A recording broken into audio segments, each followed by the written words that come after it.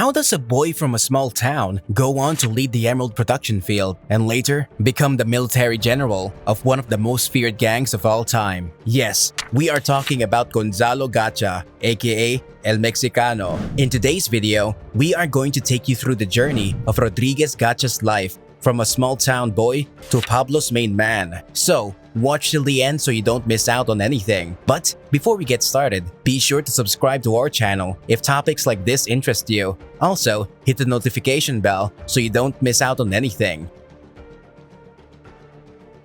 Gonzalo Rodriguez Gacha was born on May 14, 1947 to a humble peasant family that earned their living by running a pig farm. As Gacha grew up in a poor family, he decided not to pursue higher education, and so his education qualification did not extend past grade school. But he had higher ambition than simply running a pig farm, and so he set out on his journey to find a well-paying job. This eventually led him to move to Muzo, Boyaca, which was the center of emerald exploitation in Colombia, famously run by the mafia in charge, Gilberto Molina Moreno. He got into the emerald trade business before he began working directly for Gilberto Molina, who was the star of the emerald business that had more enemies than allies. There, he worked as part of Molina's security team. Fast forward a few years, and a young Gacha had already earned the reputation of being Molina's ruthless hitman.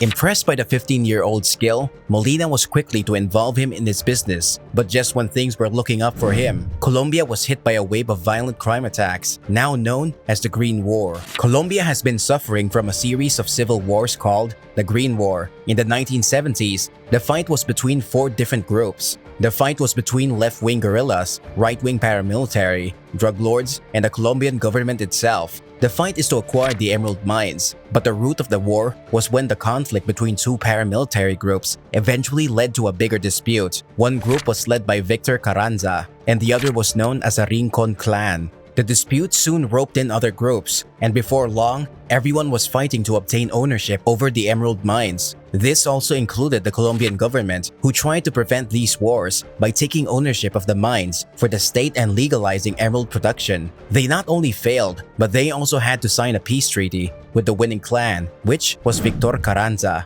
It's a good thing that at that point, both Molina and Gacha had joined hands with Victor Carranza. Things returned to normal again, as Gacha now began to manage the emerald business. But there was one rule that these jewel producers all agreed on, and that was not to get involved with drug trafficking. And it was the only rule Gacha broke that nearly turned Molina into his enemy.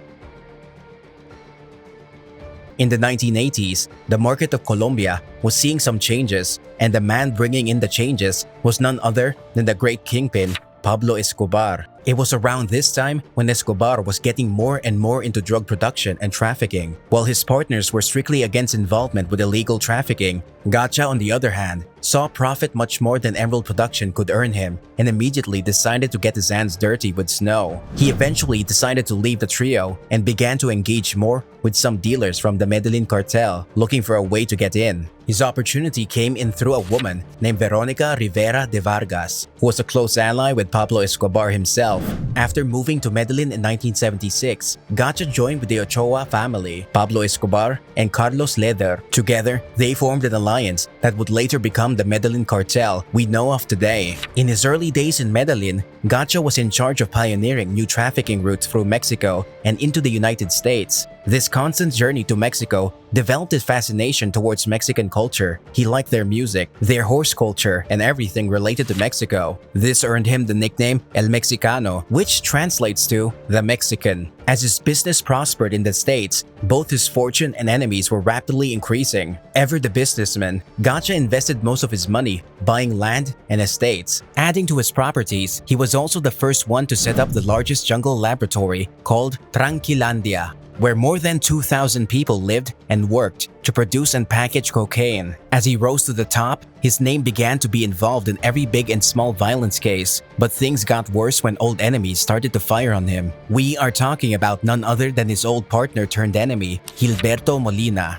Turns out ever since Gacha left his emerald business behind, things have turned sour for these two former partners. Apparently, Molina considered Gacha a traitor for moving to the Medellin Cartel and was conspiring attacks on him. But when Gacha shot back and attacked one of Molina's properties in Sasaima, along with 19 other armed people, Molina relented back and they both called a truce. And this time when Gacha offered Molina to join in on the trafficking business, he immediately agreed.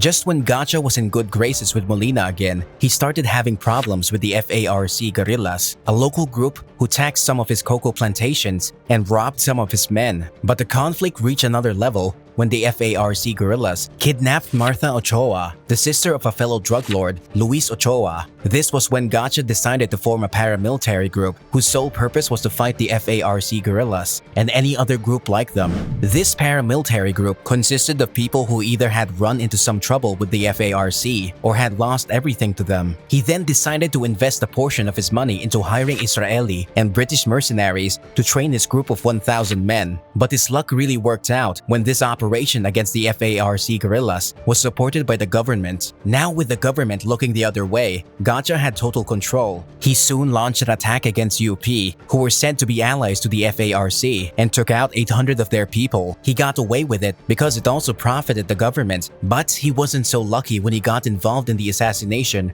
of the Colombian Minister of Justice, Rodrigo Lara, back in the year 1984. When the Colombian minister was assassinated by a group of motorcycle thugs only a day after he campaigned against the Medellin Cartel, naturally, the blame fell upon Pablo Escobar for ordering the assassination, and Gacha was wrapped up in this situation as a material witness. This forced both Pablo and Gacha to flee for several months before they finally decided to strike a deal with the Colombian president. But the deal failed when the US got involved, and this wouldn't be the first time Gacha got into America's bad side. In the future, America would actually lead to his downfall.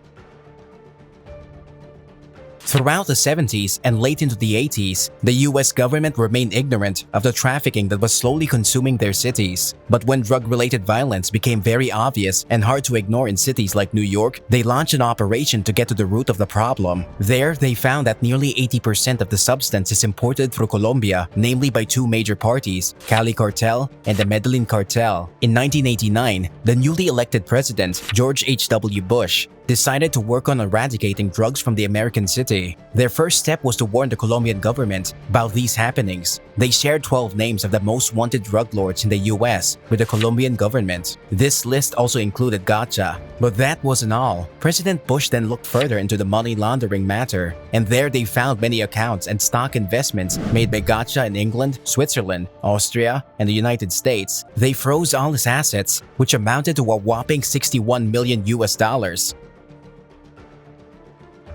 Around him, all his allies were being targeted, and all his enemies were taking advantage of this vulnerable situation. And so Gacha decided to move back to his hometown in Pacho, but there he got involved in a violent power struggle with his previous partner, Molina. After that, he went on a rampage and killed one after another. His first target was Molina. He led a group of 25 gunmen to kill Gilberto Molina and 16 other individuals at a party in Molina's home. His next target was Veronica Rivera, the person who introduced him to Pablo Escobar. He hired a hitman to finish her off. Later, he targets the new owner of the emerald mines by planting a bomb on him and killing his nephew.